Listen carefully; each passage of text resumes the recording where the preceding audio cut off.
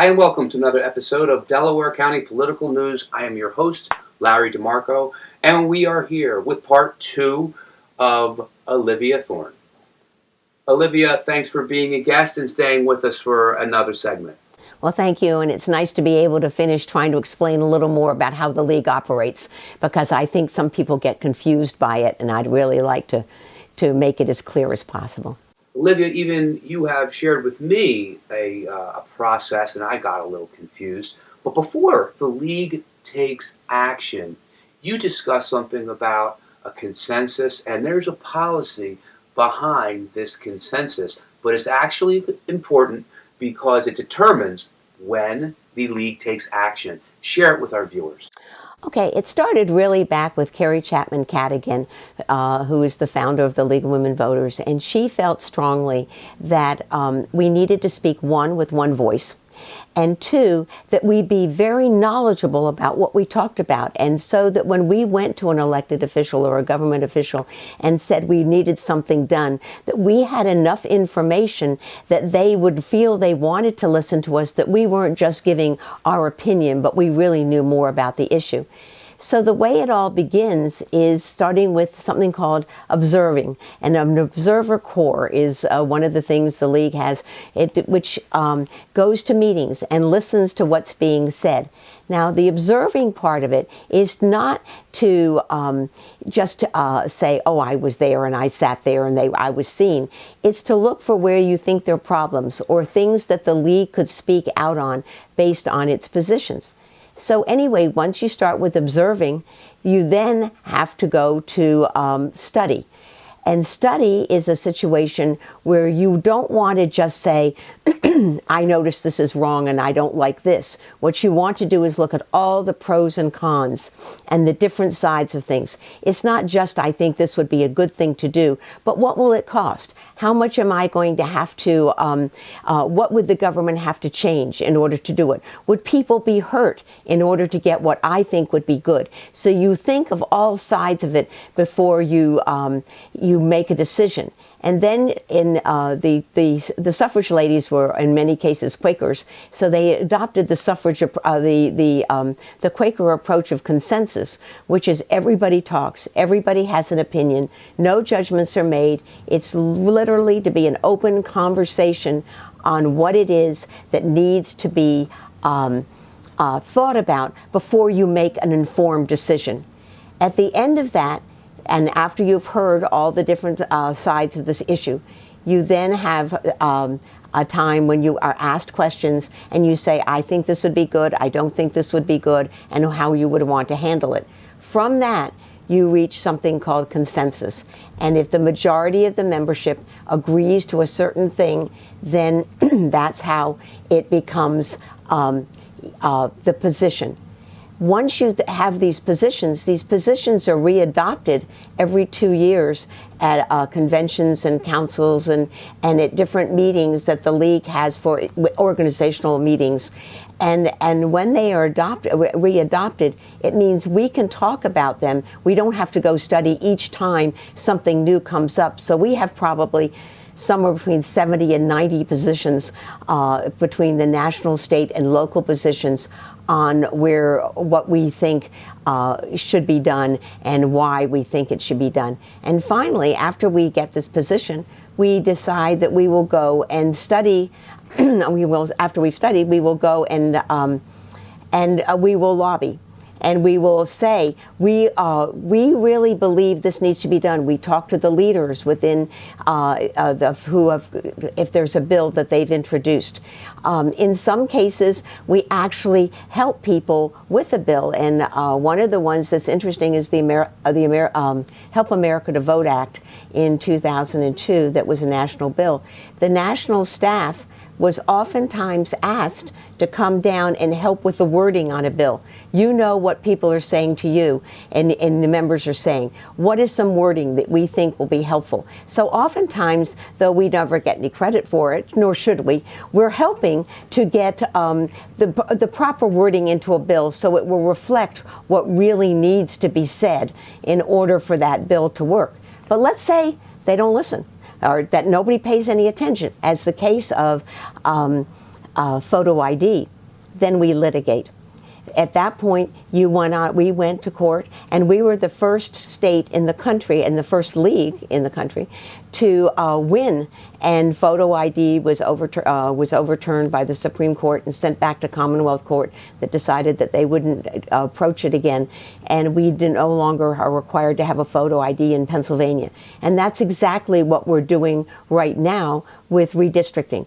We are taking it through the court process because we were getting nowhere with changing the legislation in Harrisburg to have a better really an independent election commission.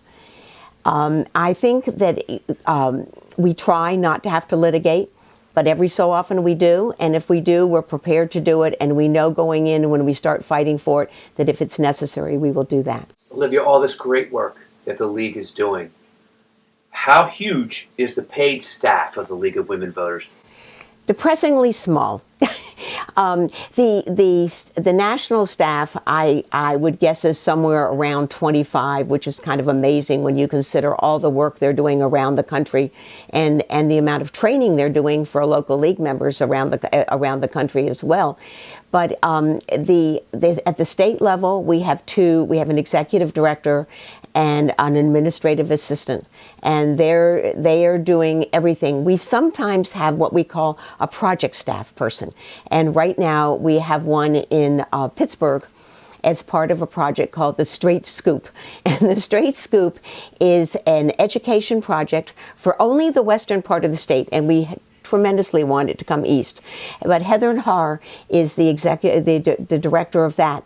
And what she has done is created the most marvelous educational program for shale drilling, for pipelines, and most of what we're using for pipeline information in Delaware County, we're getting from what Heather Haar has already done the research and worked with people in the western part of the state to try to make the whole drilling and movement of natural gas through the pipelines a safer process.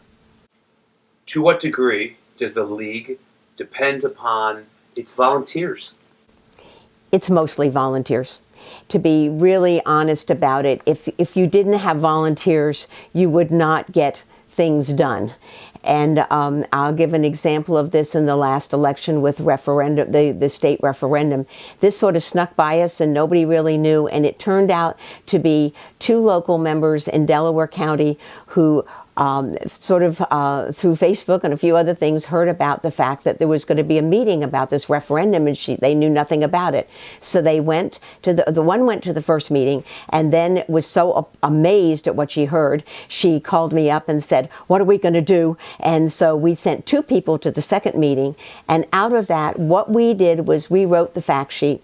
We had the panel discussion hosted by the Radnor League, and we then had that shared all over the state, and newspapers picked up on what we did for research and what we found to talk about the other side and both sides of both sides of the referendum and how it could impact local communities and the funding of education down the road. So this went through. What was the League's position on that? The League did not have a position because we had not studied it. Here we go back again to the study process and how it works. We didn't have a position that we could really use for that. So our theory was what we would do is give you as much information as possible if we had been able to do the study. But we only had 6 weeks. And so what we did was we created a panel discussion that talked about the people who want to reduce taxes versus the people who were really concerned about the educational funding down the road. And we had people from the Pennsylvania School Board Association as well as other people. And they are on our website as well. That is still up there if people want more information about it. Real briefly, if you can, summarize the results of the panel and how they came down. They came down on both sides. They did not agree, and that was really what we wanted. We wanted both sides. And so therefore, one was the conservative, middle of the state taxpayer group that had originally created and gotten this bill passed and the referendum passed, followed by, some other government agencies and educators who wanted to tell you, yes, but there's some risks involved here. And do you really want to trust the state government to fund all of education in Pennsylvania. So one thing that we do know is that this referendum went through for voters to vote on something that they had very little or no information about. Correct. And one of the things the league will now be doing is monitoring it.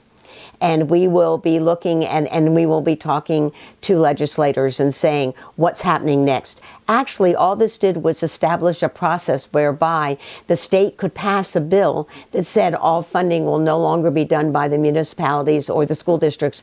It will be done, it's really just the school districts that would be funding it. Instead, it would be completely funded through the state. The problem with that is, would the rural counties want to put up as much money as some of the wealthier counties, which have done more for special ed and for other issues that they feel are important, as special needs, that sort of thing.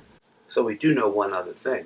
We do know that people knew very little about something that was rushed, a Right. referendum that was rushed into action, and the only people that took any action to educate someone is the League of Women Voters. Right, and this is what we really see as our mission, is being watchdogs all the time. But that's what our volunteers do, and that's when I talk about observer, that's what I'm saying is, you're the watchdogs, you're the ones listening, you're the ones saying, hey, I heard about this, and then you contact, your local leaders, you contact your state leaders, and at times your national leaders. If this had been a national bill, it would have been we would have contacted Washington as well. But in this case, what we did was we called the executive director and emailed her both, making sure that she got the information as quickly as possible and said, is there anybody working on this? Do you know anything about it?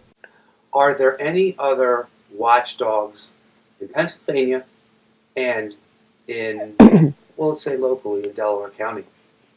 I think the two watchdogs that you tend to think about most, and I'm sure there are others, and I don't want to feel like I'm leaving somebody out, but the Committee of 70 in the Philadelphia region does an incredible amount of watchdog type things, but it's really designed more for Philadelphia.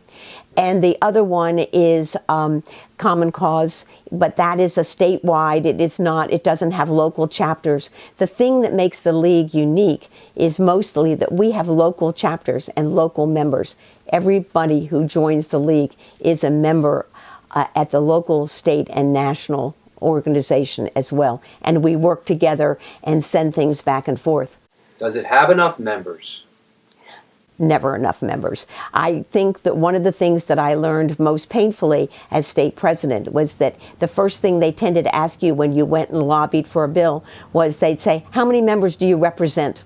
If you don't have more members, you don't have the same amount of clout. The more members you have, the more clout you've got. And we're not paying these people, we're just going and talking to them. So it's through that membership number that you get a sense of how much you're going to be listened to and how much they're going to pay attention to you. The other part that I think comes with that, this need for members is we have so many things that we do locally, and most of our dues go to support the state and national organization.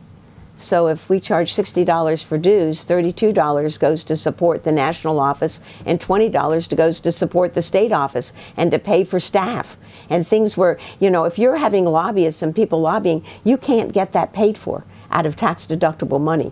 And so generally speaking, that comes out of dues. And then we fundraise locally for the things we need to raise money for. Olivia, suppose someone watching this wants to become more civically active and they see you talking and they want to get involved. What kind of things do you need? What could people do if they joined? There's so many different things. Let's just start with voter service, because so many people think of us as voter service, although we are just as much issues and action. But in voter service, you have three areas that you think of immediately. One is voter registration. We do voter registration drives throughout the year. You have to have 4 or 5 people to register voters. We also go to naturalization ceremonies, and 4 times a year within the county at the county courthouse. And then recently we were just asked to go do one at Upper Darby High School. And there were 83 naturalized citizens who all needed to be registered to vote, who did not have a voter registration form. And we had put one in their packet of information, but then we found we needed to talk about it, because in a lot of cases that voter registration form is more complicated than it would seem. I think the one that I notice most is I live in Nether Providence Township. My address is Wallingford. I have to know to put down my municipality is Nether Providence, not Wallingford, or my voter registration will not be accurate and will not necessarily be processed. But going on for other people that you need to register after getting them registered, the next part is to have people at our forums and debates. We have timers. We have people who screen the questions and help rewrite them so our questions do not sound argumentative, but get to the process of the question, the fundamentals of the question, not name calling, that sort of thing. And then the other part of it is that we have a moderator at every debate. And we've just recently changed our policy, saying that all our moderators in the future in Delaware County will be league members. We will not invite outsiders to be moderators. And that happened in November. And I think the other part that you think of that people often don't think about is the Vote 411 portion. And Vote 411 requires us we want to have an online voter's guide. That's great. However, because the law the state, I shouldn't even say the law, the Department of State has decided to not include on the filing papers of an email address. There is no way for us to contact each candidate. We have to do it town by town, and the local government official, the head of the Democratic and Republican parties, chairs, to try to get this information. And we used to send out letters. The letters now cost over $550 a year to send out when we do a local elections, because it costs about $1 a letter by the time you do the printing and you do all the different things. So we really need, and we will be working locally to try to change. And it turns out we've talked with the state, and it turns out other counties as well would like to see the Department of State add an email address. It's interesting when it comes to state candidates running for the state legislature or the state row offices, then it asks for an email address. But why it doesn't ask for an email address for local elections, I do not know, and we plan to be following up on it. That's something right now we'll be working on. But as far as other things that you can do, the other thing is studies, and there are lots and lots of studies going on. And in my league, which is Central Delaware County, we even have a group called the International Relations Committee. And what they do, we started out with a study back in the 80s talking about national security, and the league needed a position on national security, and it was a national study. But they decided not to disband, and they study different countries and what's happening, and then bring it to us. And we have a meeting at one of our general meetings that I talked about. And one of the things 2 years ago, or a year ago, we did one on Iraq. And it was fascinating. I learned more about Iraq from that meeting than I had ever been able to get from the newspapers. I learned far more what the issues were and what we should be thinking of as a policy as far as our handling of dealings with Iraq and that sort of thing. But the other thing is that we do usually have one state or national study that is going on. And though some information is sent to us because it's been researched by other people, we're expected to then go out and look for how it might impact us locally and bring that all together for the discussion group. So, but the other thing is locally, we tend to have studies going on as well. And right now what we're doing is a study, we have a very good position, I think, on behavioral health. But what we found is we know nothing about how behavioral health is being treated in behavioral issues, and how mental illness and addiction and all are being treated in Delaware County. So we've already had one public meeting, and we're now meeting privately and interviewing different people, service providers, to find out where the real where the real problems are. And I can tell you one problem we figured out is that there is only 20 days health care for if you have a mental health issue, and then you're out on your own, and you can only have 20 days. And no one can be treated in 20 days and cured. And there needs to be much more available. So we'll be going over that. So we're looking people for that committee. And we've had several nurses join us in the last few months saying, hey, I'd really like to be part of that. And I think that's terrific as well. Then we get down to what I call the backside of the league, which is the organizational side. And that's everything from being in fundraising to communication. We have 10 different ways now that we're trying to communicate with people, which just amazes me. But it's not only websites and email, it's also, Facebook and Twitter and next door neighbors and all these other ways that we need to communicate. And we need people who can reach out to their people and share what the league is doing and make sure that we get out what it is that we're doing when we have a meeting, what we're doing. And again, we put press releases in the newspapers, and sometimes we get covered and sometimes we don't. So it needs to be a variety of different ways. But we also need people doing membership development and training new members and leadership development as well. We have something called Membership and Leadership Development, which is MLD, which is a special program meant to help all volunteers learn to work more efficiently and effectively. And we have a coach. And then the other area where you still need people's fundraising. And you'd have said earlier about, why we need members and how much money. Because we give so much of our dues away to support our state and national work, we need money locally to do things. And so we need people who like to work on fundraising or, even something as silly as being the treasurer. But having been the treasurer of a local league, it's something that's really important and essential. So we're all looking for all sorts of different kinds of people with all sorts of different kinds of skills. So Olivia, I understand if someone contacts you and says, I don't know what skills I have, I don't know what I can do, but I want to get involved. My understanding is that you would welcome that type of communication. Absolutely, and we would provide you training and anything you needed. But let me tell my story, because I think it probably explains as well as everything else why I ended up doing everything I ended up doing in the league. I started out being very angry because they closed my daughter's elementary school on Christmas Eve at 11:15 at night after the press had left, and I was enraged, as everyone else was. And we were going to go from a school that had 16 in a class to having 32 in a class with not enough classrooms and windows that didn't open and all sorts of things that were going to be bad. So I'm going to the next school board meeting, and I'm standing there, and they're saying you only get 1 minute to speak. So I'm in line one time, and I don't get to say everything I want to say. But meanwhile, this woman taps me on the arm and says, Olivia, you ought to join the League of Women Voters. And I said, I'm fine. So I go back and stand in line a second time. And again, she taps me on the arm and says, Olivia, you really would find the League of Women Voters to be very helpful, and we'd love to have you. I say no.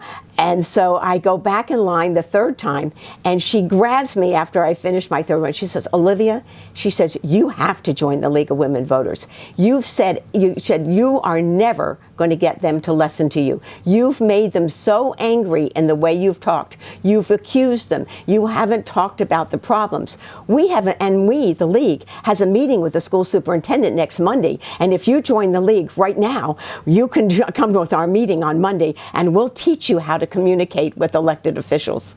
So you said, I like green eggs in it. So I went, and that was the beginning. Her name was Mary Porter Owen, and she was the first woman graduate from the University of Tennessee in engineering. And she taught me how to be an observer, to go to meetings and keep my mouth shut, and learn that I had to learn the process of how the league did things and how we believed in civil discourse and how we got things done.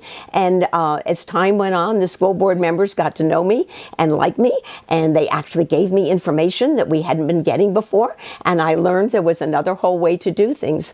And she then decided later that I should be a local president, and she sort of helped me move up the ladder, but it was mostly because people in the league taught me how to do things. Olivia, why is it important for people to vote? Oh, wow. First of all, your vote is your voice. And you cannot say enough about the fact that nowhere is our elected officials going to know what the citizen thinks if they don't go vote. The second part of this is that it isn't just enough to vote if you're not informed. And you must become an informed voter. And what the League is trying to do is have you learn about how government works, what is going on, so that you can make a good choice. We're not going to tell you what your choice should be. It's not for us to say who it should be, but we need you to understand the process. And back, in the early days, we had government schools where you taught that. And what we're doing right now is we're creating something that's a little more modern, and we are starting to create materials that tell you how government works, what are the roles and responsibilities of government, so that you will feel that you know more about what the job description is for the person you're voting for. And that we think is important. But I think you probably are saying more than anything else why everybody needs to vote. The first thing they need to do is get registered. Did you know that 30% of the eligible voters are not registered to vote? No. So in 96, I shouldn't say 96, in 2016, 96% of those registered voted, but that was still 30% that were not registered in Pennsylvania. And this is true all over the country. 96% of the voters who are registered voted for the presidential. That's always much higher. But this local election year, guess what? We broke all the records. We went from a normal 15 to 20% to just over 30% voted in the 2018 or 17 election.